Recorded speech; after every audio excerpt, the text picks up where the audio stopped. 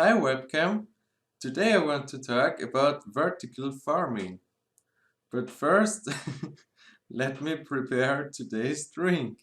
This is a craft beer from Austria.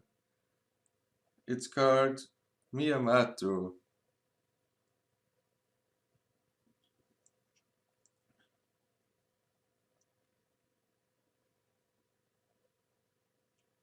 It tastes really exciting. I like it. Sadly, I don't get any money from the company who makes this, but the company gets money from me. What's vertical farming? Imagine you take like a cornfield, but you don't do it outside, but in a building. And there's artificial lighting, there are LEDs, and you don't grow the plants in soil. You might ask, why? Because you're in a house, there are no insects, there are no like weeds who want to eat your plants and destroy your harvest. No, everything is sterile, and so you have nothing that disturbs your plants. And you don't have to use pesticides, so your products are organic by definition. Because you're inside, there are no like storms, and there is always enough water because you control that automatically. Also, the water you use for irrigation, it doesn't just flow away into the floor, but all of the water is used for the plants themselves. You use like a tenth of the water compared to traditional agriculture. Also, you can control the lights perfectly. You give the plants just those wavelengths of light they need, and you can keep them on during the night, during the winter, and you can grow plants all year round.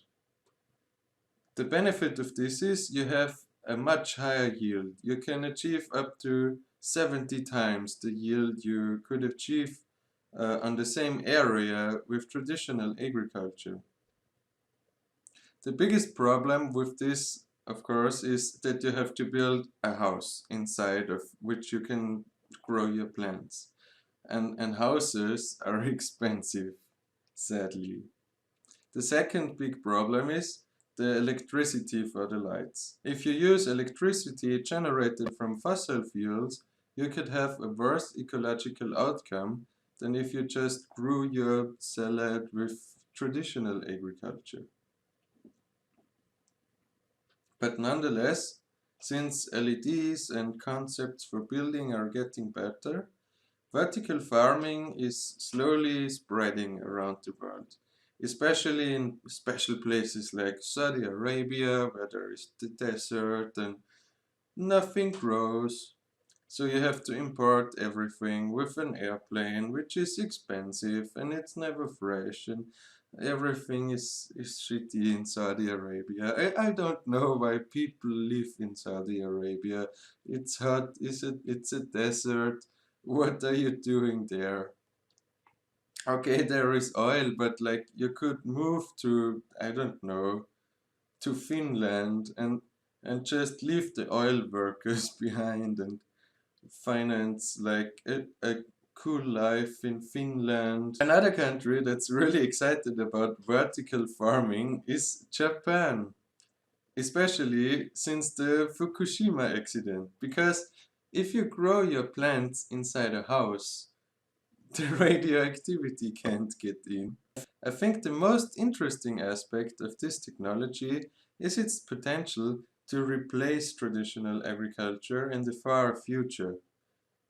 On the Earth, like we have 1/3 of the whole area is land where there is no sea, and just 60% of that land is arable. So you can grow things and there's not like polar bears and mountains and deserts where you can do nothing because it's a harsh environment. And so we have 60% arable land, and 2/3 of this arable land is full with just cornfields with people growing plants, and then there is place for nature, for like animals doing their thing.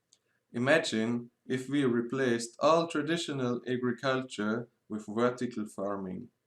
We wouldn't use 2/3 of productive land, but just 2% or something.